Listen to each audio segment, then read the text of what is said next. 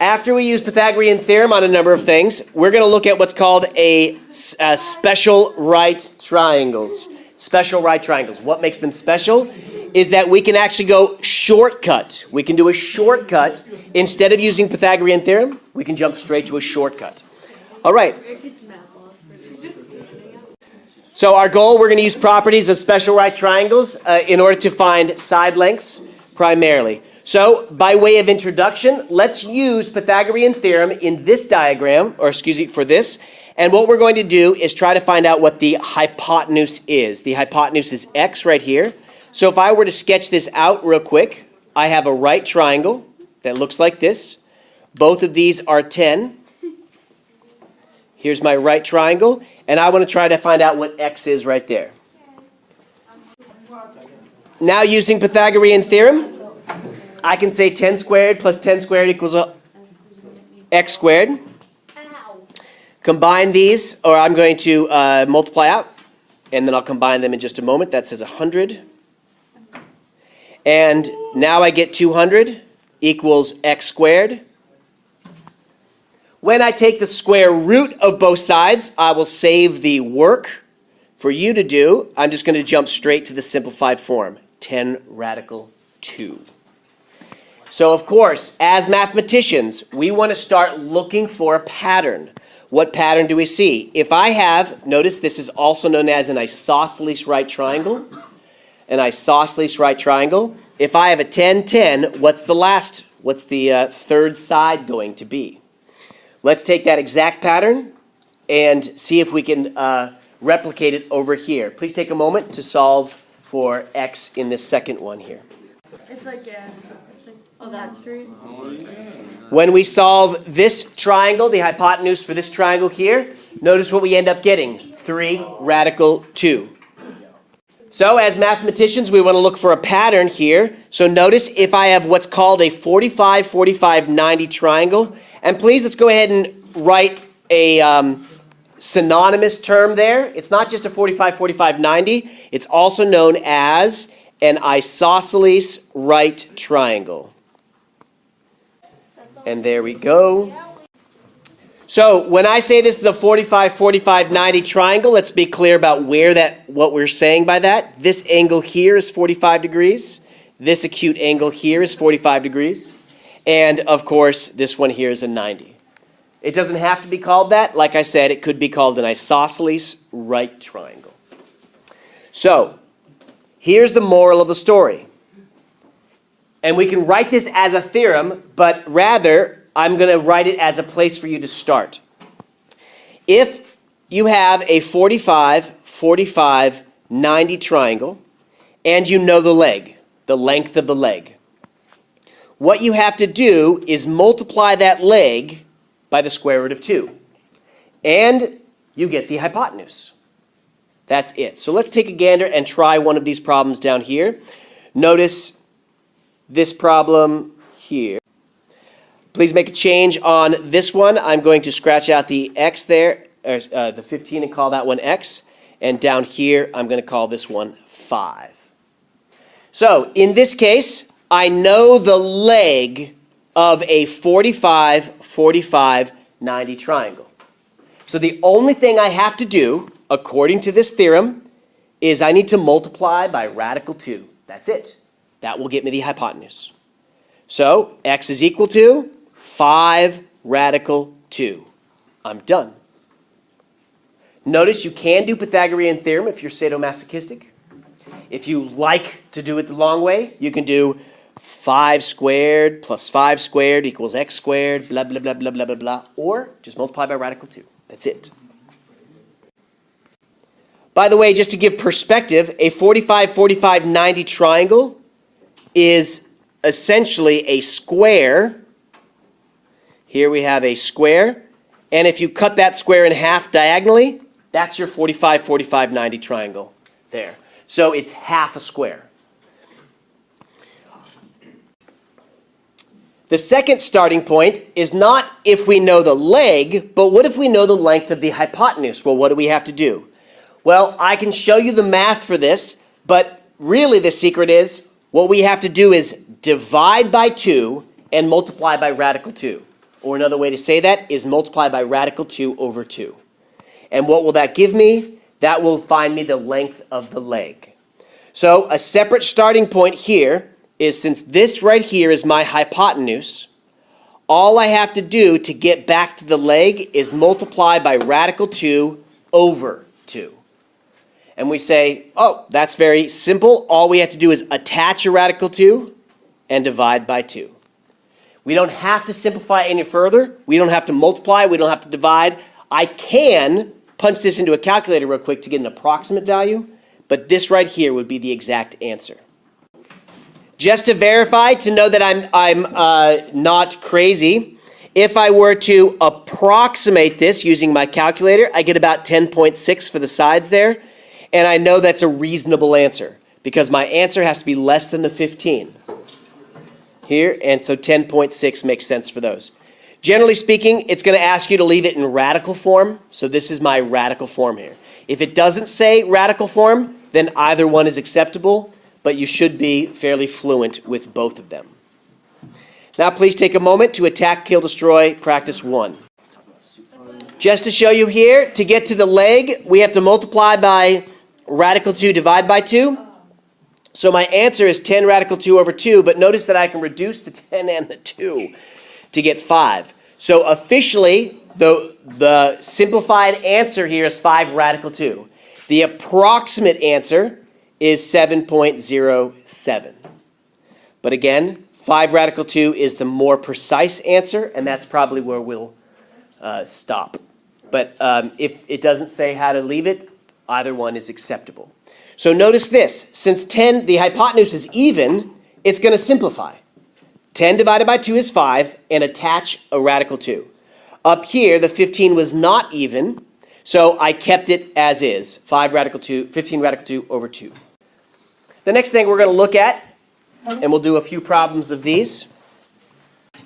All right, so the next triangle, and the only other special right triangle that we're going to talk about, is actually if you were to take an equilateral triangle and cut it in half, you get the triangle that we're going to be talking about today. And it's called a 30, 60, 90 triangle. Here would be my 60 degrees, here would be my 30 degrees, and here would be my 90 degrees. So it only has the name of a 30, 60, 90 triangle. It's not isosceles necessarily, etc. So let's walk through this first one. What we're going to do is see if there's a pattern that results. Quickly, I see that if this is the short leg here, 5 radical 3 is another one. So let me try to find the value of this hypotenuse. So again, I'm going to use Pythagorean Theorem here. So I'm going to take the two legs, 5 squared. I'm going to square them and add them together.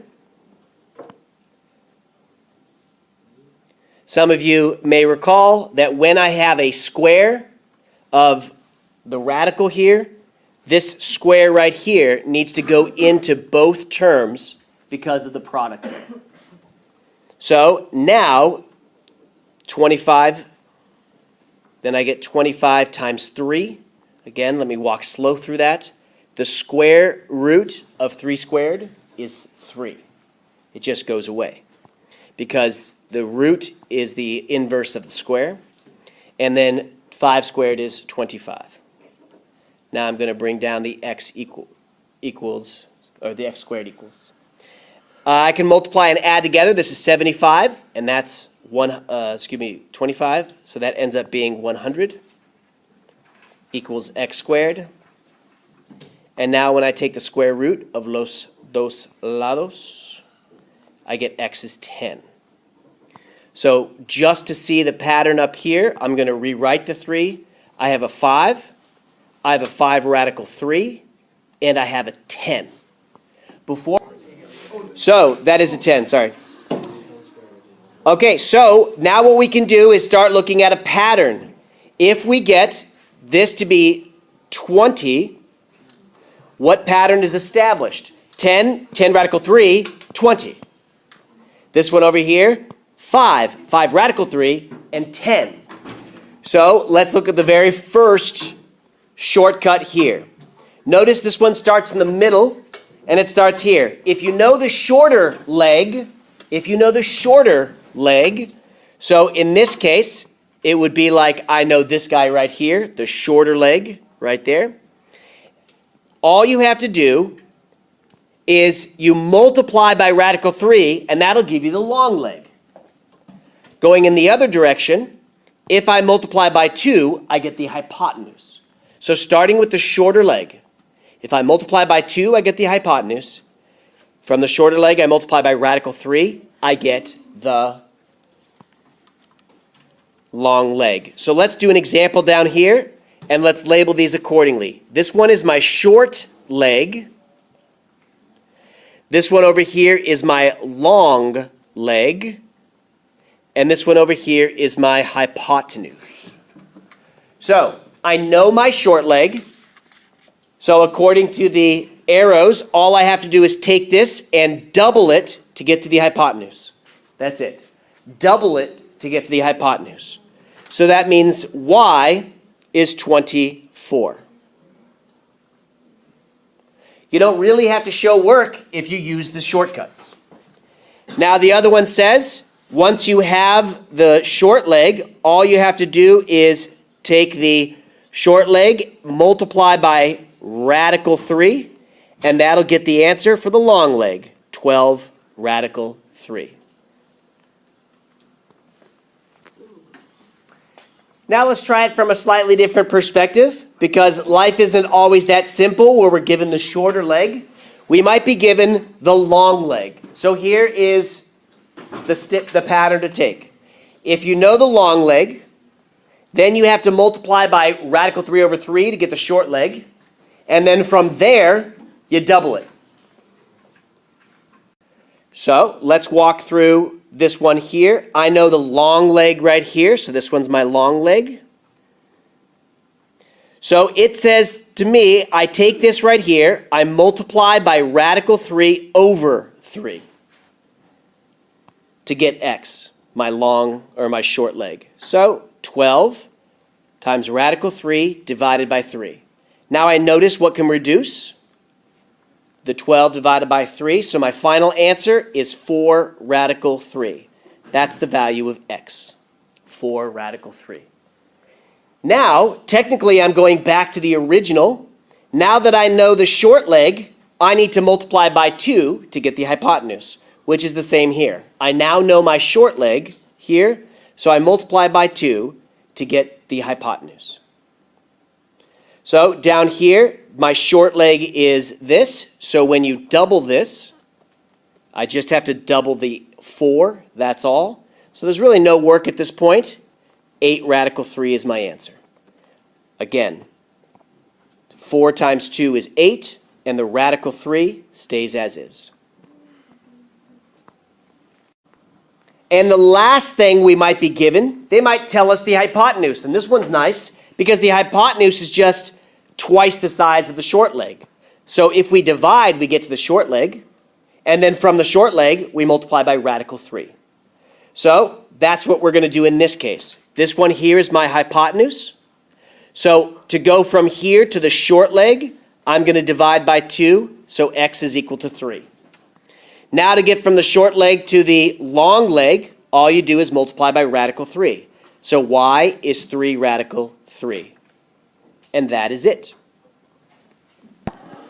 So as you're practicing these problems here, know that the moral of the story is start with what you know, and then the arrows tell you where to go. Short leg, now we know what to do. I do want to walk through one other type of problem here, just to see that life does not always give you perfect situations. So take number 9, for example. If I were to look at this, clearly it is a right angle here, right angle here. So I do know that I have a trapezoid. And if I were to take this side right here and slide it over to right there, notice I would get 11 radical 2 here and also a 45 degree right there. So now effectively I have two things. Number one, I have a rectangle right here. And then I have a 45, 45, 90 triangle there. So I can now take this side right there and extend it over to there. So that one here would be 8 radical 2. Now I do want to find out what B is, and B is going to be this entire length, so we'll get to that in a moment. But I do know that since this is 11 radical 2, so is this one, because of the nature of the orange 45, 45, 90 triangle. So B is just going to be the sum of those two. So let's finish that up real quick. When I do add these together, I'm going to combine my coefficients here and here because I have the same radicand. So B is going to be, and we can just jump straight to it, 19 radical 2, 11 plus 8. Now, how do we get from 11 radical 2 to here? Well, according to my chart, if I know the leg of a 45, 45, 90 triangle, all I have to do is multiply by radical 2. So the value of A ends up being 11 radical 2 times radical 2. So the radical 2 and the radical 2 become only 2. And so 11 times 2 is 22. And there we go. So sometimes we have to draw an auxiliary line to solve something a little bit more complicated. All right, have a great day, folks.